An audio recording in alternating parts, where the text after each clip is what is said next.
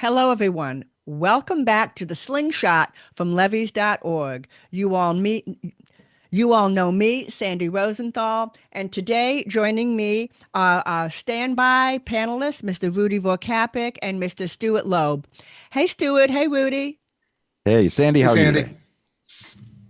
I'm great, thank you. For Cheers. those of you who are just watching the Slingshot for the very first time, let me tell you just a little bit about the co-panelists, and we're going to get started on the conversation of today.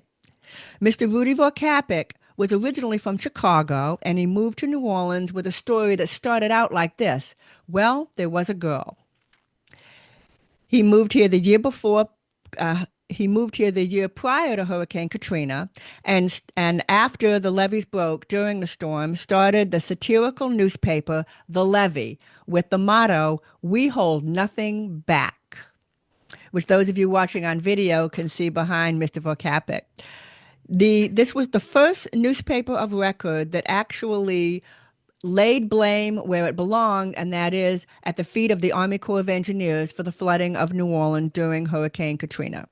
Mr. Stuart Loeb is an engineer who has followed levees.org and the levee ever since 2005 when the levees broke, and has been moted ever since to stay on top of all things levee related ever since then. I'm so happy to have both of you here today on the Slingshot. Happy to Thanks be for here. having us. Great. So we're going to get right into our topic of the day.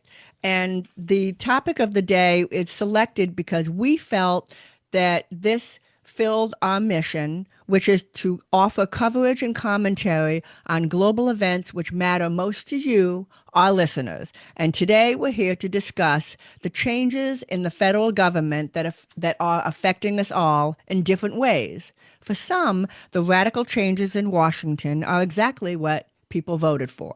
And for others, the changes represent nothing less than the loss of the United States as we know it.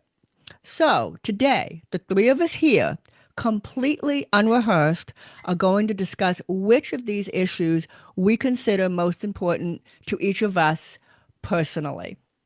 Who would like to start? Stuart, I defer to you. I'll dive in. Cheers. Say, as a believer, and I confess I'm a believer that government can do good things. And I'll cite the moon landing and the interstate highway system and medical research and weather forecasting as examples of that. I think the long-term damage being done to the NIH and the National Oceanic and Atmospheric Administration, NOAA, which is the parent organization of the National Weather Service, those are really big issues for me. Now, you take Eric Adams, mayor of New York, or Donald Trump for that matter, they can pull off Huey P. Long style corruption with ballot boxes and embezzling public funds and do all of that for personal gain without fear of prosecution or inspector generals that have been dismissed and no longer exist. That can be fixed with another administration, a change in leadership. But as Elon Musk might put it, the unscheduled rapid disassembly of scientific research, that's not reversible.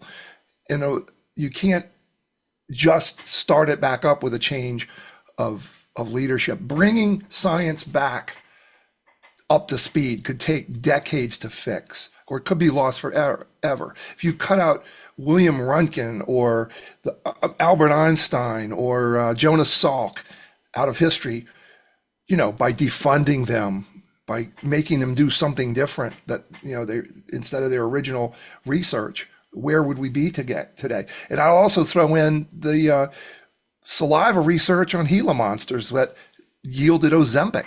Without that research on saliva of Gila monsters, we wouldn't have Ozempic today. Now, Rick Santorum had a pet project to commercialize National Weather Service, and that was bad enough.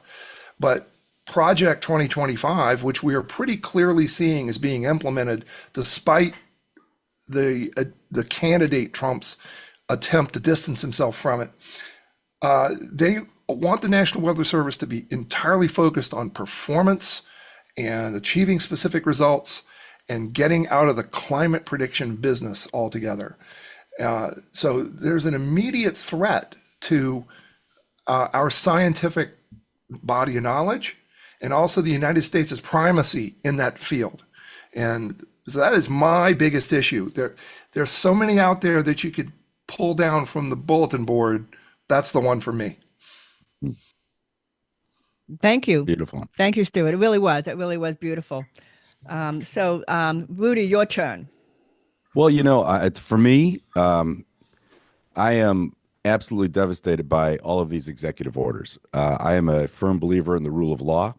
I believe that that's how the country was founded, on the rule of law, based on a set of morals that we all should follow. This because the morals of any great country, of any great people, are super important. But you apply those to the rule of law, a set of parameters that we all agree to live by, of the people, by the people, for the people. That we've all agreed that this is something that sets us apart from every other country in the world. And now there's been, I think, 60 plus executive orders, which are not laws. So what is happening right now is that there is a king in the office, and he is decreeing things that are absolutely illegal, in the sense that they've been approved by Congress, that they've been approved by the people, for the people, of the people, and they are just being dismantled on a whim. And what's happening is a challenge to the judiciary. So all of these executive orders are going to have to be adjudicated, which will take years, which means they will be dismantled. They will fall apart. And if there's another president, a different president in 4 years, it becomes a rebuilding, not a reinstating. And so that damage goes on for maybe a decade before these things are reinstated, the ones that are necessary, and most are. We're talking about everything going to the Supreme Court, which is stacked in the favor of the person who is decreeing things, and we don't know what's going to happen. It's the stability of the very nature of democracy, and I don't understand how anyone can think differently. I wish. I think that this administration, or even regime, if you want to use it, because it's getting to that point for me, it probably is. Where was the focus on the price of eggs, as everyone's been talking about? Where's the focus on Ukraine and ending the war in Ukraine?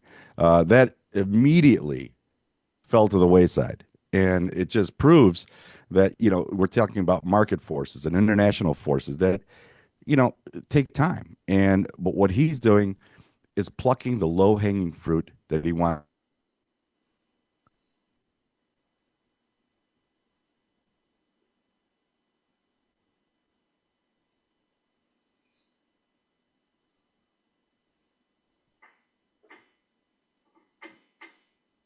to just to further divide this Rudy, country from you rich to you poor. did freeze again.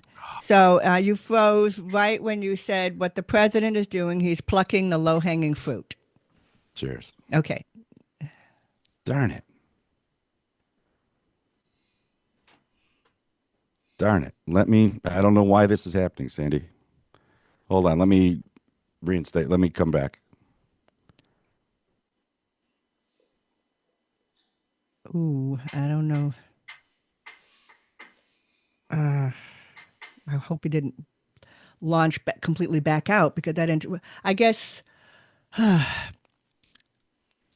think if you stay the thing on is, and it's I going to stay on, create the a whole. recording continues. No, but it's a whole. I think it's a whole different audio track, though. I don't know. I don't know about that. Yeah, the audio we don't have. Well, maybe we'll see. We'll find out. We'll find out. Okay, I think you're right. Actually, I think the audio track does continue, even though he's not on. Yeah, yeah. Okay. So sorry. I have no idea why that's happening. That never happened before. So, Cheers. okay. So your last line was, what the president of the United He's States is doing, doing yeah. is cherry picking, or picking the All right. low-hanging fruit. Low-hanging fruit. Yep. Big difference. Yeah. Yeah. All Okay. set. All ready? Yeah. Yes. Yeah. Get these off. What this president is doing is picking the low-hanging fruit. So he's picking and dismantling the items that have to be challenged in the courts, and that's going to take years. And over the course of that time, all of those things are going to go away. They're going to be destroyed. And if someone else comes in and just reverses his executive orders with another stroke of the pen, because none of these are laws, then it's going to take years to decades to rebuild those agencies that are necessary, the ones that are, that they're just throwing out.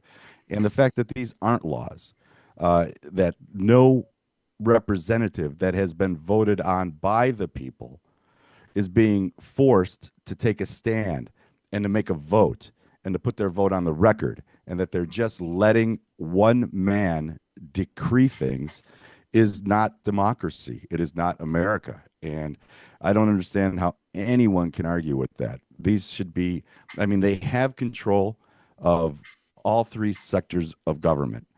And I don't understand why he just doesn't pitch a law, put it on Capitol Hill and have them vote on it. Because he is afraid that some will not go along with that. And there's such a slim majority right now that who knows what can happen. So what we're looking at now is an attempt to dismantle what's happening, create a huge divide between the rich and poor, bigger than it even exists now, devalue the middle class. And if he does his round of tax cuts like he did before, that's exactly what's going to happen. That's just going to, again, erode, if not decimate, a middle class, which is the consumer class.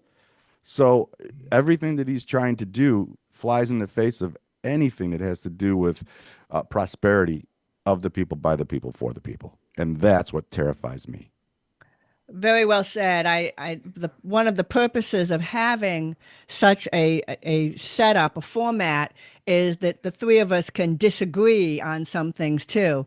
But I got to say, at the moment, I can't disagree with anything that you pointed out today. But give us some time; we'll disagree on something. I disagree with you. Well, So I do have a little bit of a disagreement, and let's do it now. Let's do it. that is that this all started with Barack Obama and the Dreamers Act and his unilateral invocation of an executive order for what it seemed the most humane, humanist reason, and that was to avoid separating parents and children. But nonetheless, he took a lot of criticism for overstepping his boundaries and doing by executive order what was really the bidding of Congress to do. And was troubled by it at the time as a precedent. I thought, no, but he's only doing this as an exception in sort of an extraordinary circumstance to do something that seemed to me just obviously humane. And also, I will add, I don't think that Donald Trump is looking to Barack Obama for precedent. So it's not like he is basing his decisions on Obama's decision to do that. But it might have primed the country. A lot of what has come over the past 40 years has primed the country to bend rules where maybe they shouldn't have. The Iraq War is another example. Going back to the Vietnam War even. All of these things put us in a place where we think, well, we have these rules and regulations. Well, we can bend them. Well, this guy is going full bore to ignore them. But I worry that we put ourselves in this position by being a little bit too flexible on the separation of powers and who gets to decide what. The Republicans love to talk about the activist judiciary and how they couldn't stand the fact that judges were making decisions. Well, now we're getting some pushback or some resistance, if you will, through the judiciary, but the overarching decision came from the Supreme Court that this fella can do no wrong, can't be held accountable. And that was activist judiciary if I have ever seen it. Absolutely. And again, no one's voting on these things. These are not laws. And so I don't know how, the Supreme Court is going to interpret all of these actions that are becoming their way and over the coming years, because it's not going to be overnight. But it's frightening because because we don't know, and because the severe actions, they're not talking about tweaking. They're not saying, you know what, we're in office now and we didn't know, but let's look at each agency and really go through it, see if we can cut things. But they're throwing it all out with the thought that we can add it back in later. And as we've said before, there's to lose a law, to Wait, lose where are you regulation. getting that idea? We can add it back in later. I don't think they're thinking that. I Oh, don't think. that's what they've said. President No, Musk but has I don't think they're said thinking. his point was that he wants to let's throw them all out and we can add them back in later. Yeah, I don't It's believe it. hyperbole. It's pure hyperbole because it would never happen. Because to lose those things, to lose those rules, to lose those laws, to get them back, some of these things have been fought for years and decades and maybe even centuries. To get them back is near impossible because it was near impossible to get them in the first place. So Right. this was a country that was built on rule of law, and there's no other way around it. We all agree to be bound by this certain set of rules that we all agree we should follow. And there's a laws I don't like. There's many laws I don't like, Hmm. but I'm not going to go out and break them just because I think I can. But that's Hmm. what's happening now. So Hmm. that's what's happening now at the highest level of government, that they're just ignoring them. So that's going to pit. Now they have Congress. Okay, that's true. But the judiciary, you got me doing it, Stuart. The judiciary. But so what happens if the Supreme Court goes against one of Trump's executive orders, let's say, to dismantle the Department of Education, to do whatever, to get rid of the Consumer Financial Protection Board, which was on the table, to whatever myriad number of things these 60 plus executive orders are decreeing. Uh, who enforces the judiciary's dissent? Well, ultimately, the Supreme Court, and we all have our But I worries mean, about that. if the court reverses the executive order, Oh, that's who right. who who makes that effective? Who directs that it should be followed by the way the court rules? Because you have an entire administration that is beholden and are yes men and are yes women, and they are just absolutely loyalists to the president. So who is going to carry out the will of the people? Somebody pointed that out. It was maybe Ruth Bader Ginsburg. I don't remember who it was, but they said the court has no uh, enforcement capability. They rely on the executive to enforce their orders. Exactly. And if So somebody there's your doesn't answer. follow it, Yeah. it's. Exactly. I wish I could remember who said that. It's easy enough to find it, find Right. out. It was a Supreme Court justice who made that point, Right. and um, and that's a fact. They don't have it. For those There of you you go. who That's great. can't are watching You're- the not watching the video version of this, I just held up a drawing of Ruth Bader Ginsburg, That's absolutely judge. hilarious. Yeah, Superior mm, Judge. So thank you both, and I'm just going to talk very briefly about Cheers. how I am most affected by the things that are going on, by these changes that are being made, and what's bothering me the most and pains me the most is the changes that are being made to break down the protections for the environment and for the animals. So I became a conservationist slash environmentalist in 1985 after I read the book Nature's End by Whitley Strieber. And that book, after reading that book, I got rid of the store-bought diapers and went to cloth diapers. Now that's radical. Cloth diapers. This was before these compostable diapers that they have now. They have compostable diapers that a service will come pick them up. But this was in the day of cloth diapers, and my husband was distraught.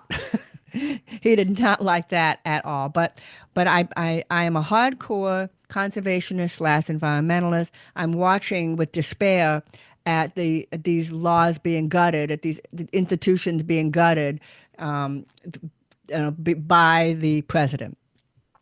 So someone I respect a lot. His name is Robert Verchick. He is an environmental law professor at Loyola, and he recently wrote a very good book called "The Octopus in the Parking Garage." And he had a very important statement to make about the Earth. And he said, "The Earth will be fine. The Earth can heal itself. It's the people who are in trouble." And Fair. in my mind, that should people should sit up and take note of that It says when you're mistreating the earth and mistreating the plants and animals, you are causing direct harm to the people living in this world. So and he did close his most recent book with a word of hope that if we start acting now, there's hope. And I felt so much better after I finished his book about a year ago. I'm not feeling so good right now.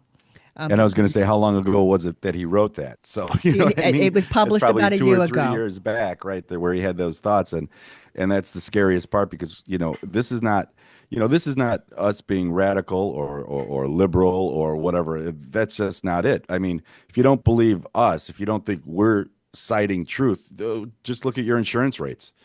Because I'll tell you what, there are very few liberal insurance people out there.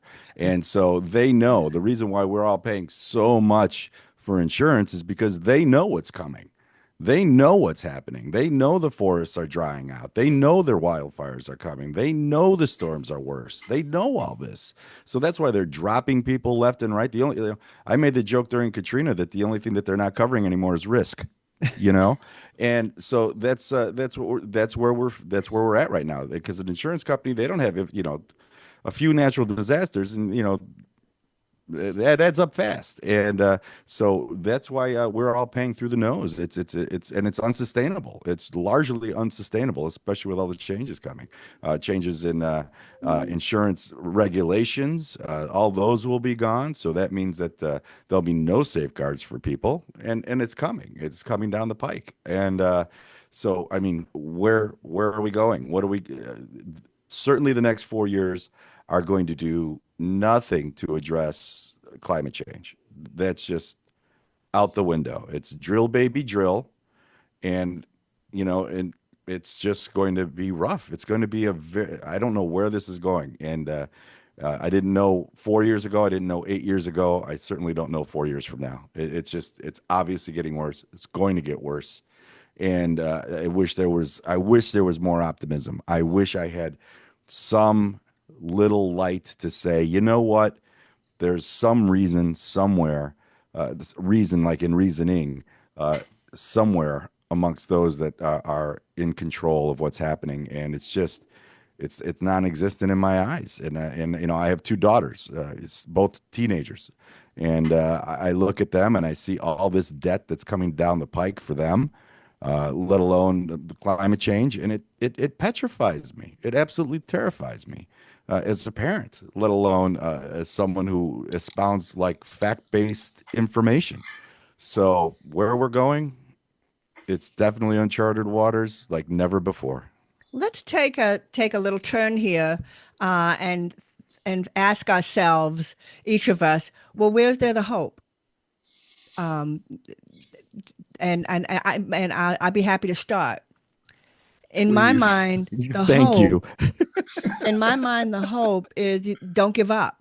And I can think of so many times in my work as a community mobilizer where it turned up I'd already won and didn't know it.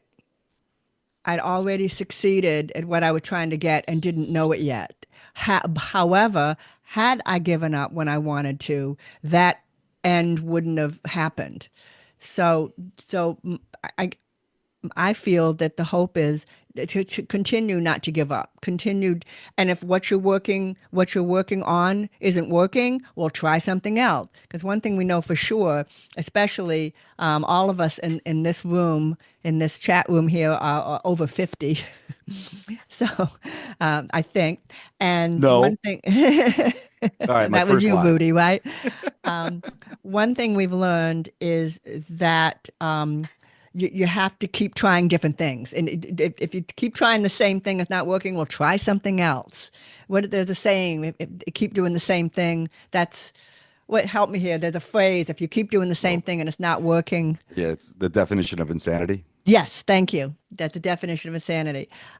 So I continue to feel hope, and I also like looking around and if my last issue on hope, when the levees broke during Hurricane Katrina and 80% of the city was underwater, we had each other. We had each other, but on the other hand, it was a small microcosm of the entire country. And at the time, I remember feeling grateful. Well, at least it's a big city, but at least it's just one city. At least it's not the whole state or the whole South that went underwater. And so I felt a little hope at that time that thank goodness it was just a million people and not the whole country. So similarly here, it's not just New Orleans. There's a lot of people out there. Us three are in New Orleans, but my point is, there's a lot of people out there that feel the same as we do. We'll see. Oh, go ahead, Stuart. I didn't mean to Yeah, I was interrupt. going to say, Sandy, I appreciate that. I am less optimistic over the next 2 years because of Congress and the way the fact that we're up against this monolithic control, but there usually is a backlash at midterms, and Hmm. he could Bingo. be completely invalidated at the midterms. But in the meantime, someone on Blue Sky recently posted that writing your representative is the new thoughts and prayers. It's like you don't expect much, especially as a Louisianian represented by Republicans, and I'm 300 feet away from the edge of, I'm inside Steve Scalise's district by 300 feet. I have no illusion that he or John Kennedy, the senator, and sadly also Bill Cassidy, and I was getting to that. My wife and I both wrote to Cassidy saying we would register as Republicans to vote for you since you courageously questioned Kennedy during his confirmation hearing. But then he came out after a weekend of intense discussions with the White House and the honest counsel, in his words, of J.D. Vance. After that, he said, nah, I think I'm going to support Kennedy. This guy's a medical doctor. And if you look at what Kennedy has written and done, if you talk to the journalists and people in Western Samoa about what happened with their measles, the banishment or dissolution of their measles inoculation, this guy should not be anywhere near the levers of power in HHS. And yet Cassidy is changing his vote. So that is very discouraging in the short term. But again, midterms are coming, and I hope there's a swing. It just takes a few districts. They're not going to be in Louisiana, but there'll be a few districts somewhere that may move the needle. By the way, Yes. Stuart, I and a bunch of friends of mine had all considered doing the same thing, changing to Republican so that we could vote for Cassidy. So you're not That's I've out always, the alone there. window now. I mean, I've always Well, been a registered independent, so yeah, I hear that. But the well, point Rudy, where let me ask you, Rudy, Mhm. how do you see? I was a registered independent until they went to closed primaries, Sure, sure, and I sure. registered Democrat so I could vote for a Understood. Democratic candidate, which usually is kind of a pointless exercise in Louisiana. But in this case, I was going to go Republican. I was going to register as a Republican because I Understood. did want to preserve Cassidy as Understood. a voice of reason. And Sure. he just flip flopped so hard on this that I'm not doing it. Well, I'm a Democrat and vote in the Democratic primaries. It was Bernie Sanders that I it really betrays my political leanings, but I voted for Bernie Sanders barely the first time he ran, and I was troubled by the choice, but at the same time I thought it would I wanted to stop the steamroller like momentum that we were seeing with the Democratic Party in 2016. understood. So that's when I first voted in the Democratic Party primary, and Louisiana now has, at that time, had closed primaries. In previous years, they'd been open, so Mhm. anyone could cross over and vote any way they wanted to. Right. They changed that. Absolutely. Absolutely. And I don't blame you for doing that. I would never, I don't blame anyone for exercise. If they exercise your right to vote, I respect you. I really do. I Mhm. really do. But do you feel, I don't as an independent, choices. do you feel you must feel left out at primary time, right? Yeah, sometimes, but I have great faith. I mean, I know where I live, and I know how things are gonna pretty much go, so I have a good idea that, who's gonna make it and who's not going to make it and that sort of thing. So Yeah. I'm more interested in right now in the bigger ideal for myself. Yes, absolutely. So I like that.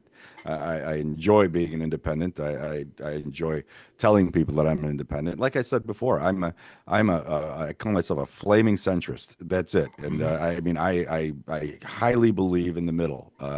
That I don't believe in the far left, and I don't believe in the far right. I believe in the middle.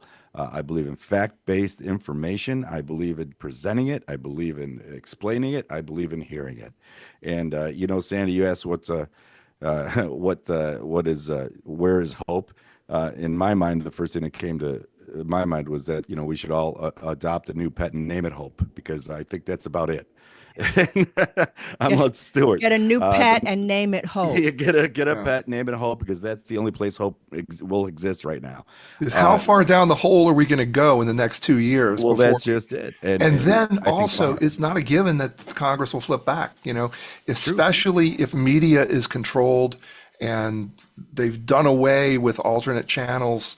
Hmm. Uh, you have the Washington Post changing its slogan from democracy dies. It's just a lot of stuff is happening that is not very encouraging. And remember that our representatives are largely put into office by low information voters who don't watch these kinds of things, don't watch this kind of podcast, who don't read.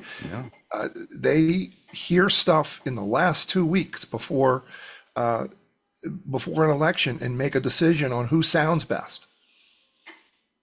And that came from Chris Christie in an interview with Jon Stewart about 2 weeks ago. That's not my idea, but it is political wisdom among a lot of people that you really have to make that case to the low information voter late in the game and come on strong. And that's something that just didn't happen in the last presidential election. Well, there's one last thing. We have a little bit of time left, and we can devote that to. There's a lot going on. There's 60 plus executive orders. We're being bombarded with news every day, but some of this may may appear important or being made by media to sound like it's important, but maybe it really isn't at all. That they're not important at all, and that maybe they're just distractions. Stuart, what do you think?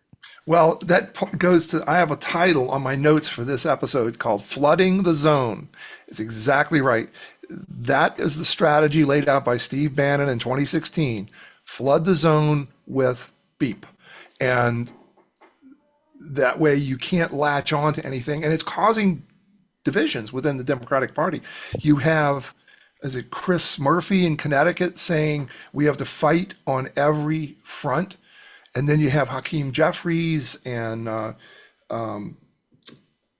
other senators saying that no, we need to selectively pick our fights and don't swing at every pitch. That's Jeffries' exact words. So there's a disagreement within the Democratic Party, within the opposition, which unfortunately is just the Democratic Party. To Rudy's point about it being independent, being multi-party, I really envy countries like Germany and France to a lesser extent that have multi-party systems where they have six parties and they have to come to a coalition agreement for picking a prime minister to govern across coalition. In this country, it's become winner take all. If you win 50% of the vote, and Trump did not even win he didn't win 50% of the vote. He won a plurality and the majority of the electoral votes, but he didn't win a majority of the votes cast in the past election. He's taking that to be a mandate. I disagree with that. He not only Yeah. says it's a mandate, but he says he won by millions and millions, Oh, and the yeah. popular vote by Right. millions and millions and millions and No, millions. that's right. So I Chertoff mean, said the yeah, the same truth, thing. yeah, the truth is gone. I mean, it's like I said before, is that politicians is just, in other words, are politicians. So they're professional liars. Lieticians is what they are, and it's just a fact. They're just professional liars. They'll glom onto any little fact and extrapolate it to be a mandate, and that's where we are. And folks, just what's going to happen in the next 2 years? Is it going to get so strange that people say, "Look, we have to change this"? or is it going to keep going and it gets solidified even more? And then I agree with you completely, Stuart, that I've been saying for I don't even know how many decades that the two-party system in this country is completely antiquated. There's no way that that anyone is being served well by just these two parties because they've both been just so corrupted so many times in so many ways that if you don't have another voice, at least another voice in the race, you're stuck with the same thing over and over again. Again, the definition of insanity. But I'm all on board with what Stuart said about the midterms. I'm focused on the midterms. I'm focused on already, well, what can I do? How can I help with the midterms? And so yeah, that's a focus right there. That and don't give up and getting a new pet and naming it Hope. So um Not so much else. it was so this has been another fantastic episode of the Slingshot from levy.org. Rudy and Stuart, thank you so much for joining me today. Thank you, You're Sandy. welcome. Thank you. And thank you, the listeners, for joining us. We hope you liked this episode of The Slingshot. Be sure to rate, like, and subscribe this podcast on all of your favorite platforms, and see you again in 2 weeks. Bye for now. Okay, stop recording.